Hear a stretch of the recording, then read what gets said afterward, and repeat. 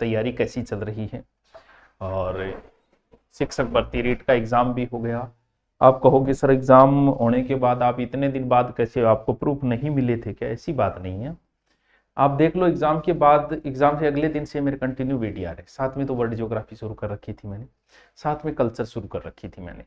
तो आपको पता है कि फिर ऑफलाइन क्लास आती है तो पढ़ाने के लिए पहले पढ़ना भी पड़ता है, और फिर निकालने को तो बहुत बड़ी टीम है, स्टाफ से भी निकाल लेते हैं, लेकिन थोड़ा ज़्यादा सही रहता है देख रेख में निकले।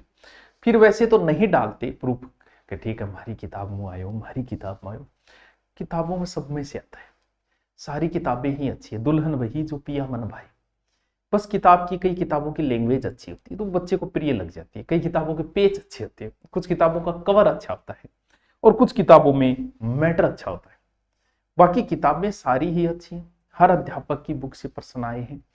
अब क्या होता है कि वैसे तो मैं शुरुआत में राजस्थान अध्ययन के मैंने 1-2 वीडियो डाले थे कि राजस्थान अध्ययन से ये प्रश्न आए, वो बात कोरोना के समय की, उसमें एग्जाम हुई थी। और ठीक है, बहुत अच्छी ग्रोथ होती है, बुक बिकती भी है, ऐसे बच्चे का विश्वास पैदा होता है। उसके बाद मैंने नहीं डाली, ठीक है यार आते तो है, क्या डालना। लेकिन जब नहीं आते ना, तब ऐसे कुछ बच्चों कंफ्यूज होते, बोले यार आने किताब में आ रहा कौन ये। जैसे मैं सिलेक्शन नहीं छापता, क्या छापूं यार, जो भी नौकरी लगता है वो 90% बच्चे मुझसे पढ़े होते हैं, भले वो यूट्यूब पे पढ़ाओ, तो मैं किसी को फोन करूंगा, वो कह देगा गुरुजी मेरे तो फोटो लगा दे और राजी हो गए, और कहो तो क्या ऐड करना इसका। लेकिन इसी तरह से बुक जो है, बुक सब बुक में आते हैं, अपनी बुक में भी आएंगे, और इसीलिए ऐड थोड़ा सा नहीं किया। बाकी अब कई बार क्या है, शंका की दृष्टि से देखने लग जाते हैं कुछ बच्चे, इसीलिए रीट के जितने एग्जाम हुए, भले वो इंग्लिश का हो, भले वो हिंदी का हो, भले वो संस्कृत का हो, सारा के सारे सबका विद पेज मैंने लगा दिया है, देख लेना। 90% प्रश्न हूबहू है, और 5-7% जो है वो, क्योंकि एक प्रश्न में 4 प्रश्न थे, इसलिए थोड़ा सा समस्या आ जाती है, ठीक है, ढूंढने में और वो प्रिंट लगाने में। तो आप जरूर देखिएगा, टेलीग्राम पे मैं सारी पीडीएफ डाल रहा हूँ, विद पेज लगाया हुआ है, शैक्षिक परिदृश्य की बुक्स में सारा मैटर मिल गया आप। और बाकी जीके की है ही, एक प्रश्न, ये शायद ये संस्कृत का पेपर है शायद, गुलिस्ता के सुलेमान चित्रित वाण चित्र किन कलाकारों द्वारा बनाए गए, तो बाकायदा ये रहे गुलिस्ता के चित्र, अलवर के रंगमहल बलदेव और गुलाम अली चित्रित किए। परमवीर चक्र किसे सम्मानित, ये प्रश्न किसमें, शैक्षिक परिदृश्य में, बिल्कुल परमवीर से तानसिंह भाटी दोनों नाम है। एक प्रश्न आपको नवज्योति प्रकाशित किया, इसमें कौन सा नाम है, दुर्गा दास चौधरी है ना, कैप्टन दुर्गा प्रसाद, ये रहा, ठीक है। तो देखो सारे एक प्रश्न आपको मिल जाएगा, ये तो बड़े कॉमन से एक प्रश्न है। तब प्रश्न भी आपको, प्रत्येक प्रश्न आपको बुक में मिल जाएगा, सारे विद प्रूफ डाले गए हैं, पेज सहित है। चेतक राजस्थान जी के भूगोल पेज नंबर 3, ये पेज नंबरों पे जरूर जाके एक बार सूक्ष्म दृष्टि से निरीक्षण करिएगा। टेलीग्राम थारा भाई गई नाम पर है, और आगे की तैयारी जारी रखें। जो भी बुक पढ़ रहे हैं सब अच्छी बुक है, सारी अच्छी है। और हम ये भी जानते हैं कि पढ़ने वाला विद्यार्थी सबकी बुक लेके आता है।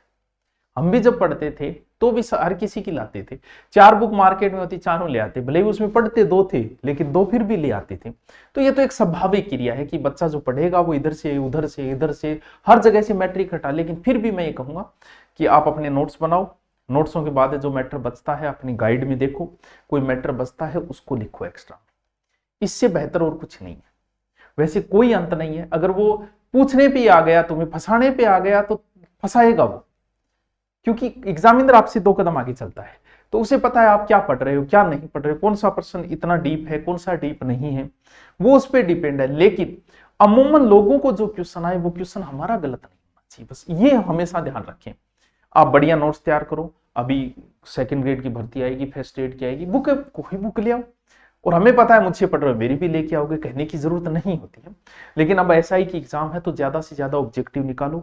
हमारी हिंदी की 10,000 की आती है वो पढ़ो, कोर्स में पढ़ रहे हो तो कोर्स में पढ़ो, लेकिन ज्यादा से ज्यादा ऑब्जेक्टिव अभ्यास करो। एग्जाम के नजदीक ऑब्जेक्टिव अभ्यास ज्यादा करो, मॉडल पेपर ज्यादा निकालो, ये बहुत काम की चीजें होती है।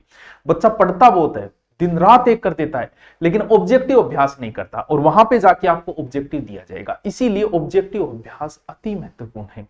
जैसे गाड़ी ड्राइविंग का अभी चल रहा है, गाड़ी मुझे भी चलाते हो 8-10 साल हो गई, लेकिन मैंने कभी गाड़ी वैसे नहीं लगाई जैसे इसमें लगाई जाएगी, एल आकृति में बैक लगाओ, बैक लगाने पे कांच में देख के बैक लगाओ। अब हम लोगों को तो गर्दन निकालने की आदत है। अब मैं कह दूंगा 10 साल से मैं गाड़ी चला रहा हूं, मैं कैसे फेल हो सकता हूं? हो सकता है भाई, क्योंकि तूने गाड़ी वैसे चलाई है और वहां किसी और तरीके से चलवाई जा रही है। बैक लेना है तो बैक ही लेना, अगर नहीं डालना है फिर तो ये चीजें क्या है कि वही बात है कि आप बहुत अच्छा पढ़ रहे हो लेकिन आप ऑब्जेक्टिव अभ्यास नहीं करते, और इस वजह से आप मार खा जाते हो एग्जाम के अंदर, क्योंकि वहां तो ऑब्जेक्टिव हो और सोचन शक्ति बढ़ती है। तो ज्यादा से ज्यादा क्या करना है, सबसे पहले टॉपिक को पढ़ो जिसमें मास्टर से पढ़ रहे हो, फिर उस बुक को निकालो, बुक में कोई नई चीज है उसमें डाल दो, फिर वो पूरा होने के बाद जैसे नदियां पढ़ा उसके बाद में, और आप ऑब्जेक्टिव निकालो आज तक की नदियों के आए हुए, मार्केट में बहुत सारी बुक मिल जाएगी, आए हुए क्वेश्चनों की मिल जाएगी, वैसे मिल जाएगी। इससे आपको पता चलेगा कि मैंने जो पढ़ा वो सही पढ़ा कि नहीं पढ़ा, और मैंने जो गुरुजी से पढ़ा उसमें से कितना मैटर है। इसलिए ज्यादा से ज्यादा अभ्यास करें ऑब्जेक्टिव का। एसआई की भर्ती नजदीक है, एग्जाम नजदीक है, दिन रात एक कर दो, ज्यादा समय बर्बाद न करो, जो काम की चीजें सिर्फ वही देखी जाए वर्तमान में। ठीक है, ओके, थैंक यू। देख लें आप टेलीग्राम पे अभी डाल दी जाए।